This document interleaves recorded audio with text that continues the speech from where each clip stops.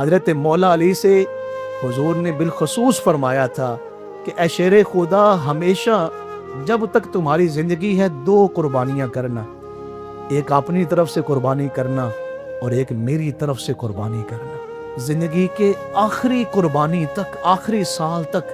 اپنی طرف سے بھی قربانی کرتے رہے ہیں اور آقا کریم صلی اللہ علیہ وآلہ وسلم کی طرف سے بھی قربانی کرتے رہے ہیں۔ ایک مرتبہ کچھ لوگوں نے پوچھا، اے شیر خدا، ایک جانور تو اپنی طرف سے ذبح کر رہے ہیں، تو دوسرا جانور کس کی طرف سے ذبح کر رہے ہیں؟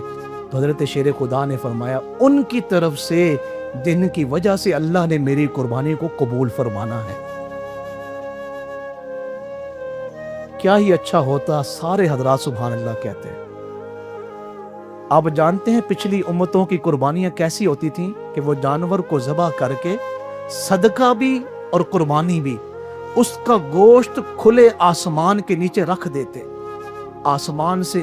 ایک سفید آگ آتی، جس گوشت کو وہ جلا دیتی تو پھر لوگ اس کو مبارک دیتے کہ اللہ نے تمہاری قربانی کو قبول کر لیا، اور جس گوشت کو چھو کر آگ واپس آسمان کی طرف پلٹتی اور اس گوشت کو نہ جلاتی تو وہ قربانی کے قبول ہونے کی نشانی نہیں تھی، تو لوگ اس کو کوستے، تانے دیتے، تیرا حرام کا رزق تھا، تیری قربانی کو تو اللہ نے قبول ہی نہیں کیا۔ یہ کس کے صدقے سے ہمارے اوپر فضل ہوا ہے کہ ہمارے اعمال کے اوپر پردہ ڈال دیا گیا ہے۔ قبول ہے تو اللہ کے ہاں اجر ہے، اگر کسی کے قبول نہیں ہوئی تو زمانے میں سے کسی کو پتہ نہیں کس کی قربانی قبول نہیں ہوئی۔ یہ فضل کس کی وجہ سے ہوا ہے؟ یا آقا کریم صلی اللہ علیہ وآلہ وسلم کی وجہ سے ہوا ہے کہ حضور کی وجہ سے اس امت کے گناہوں پر پردے ڈال دیے گئے۔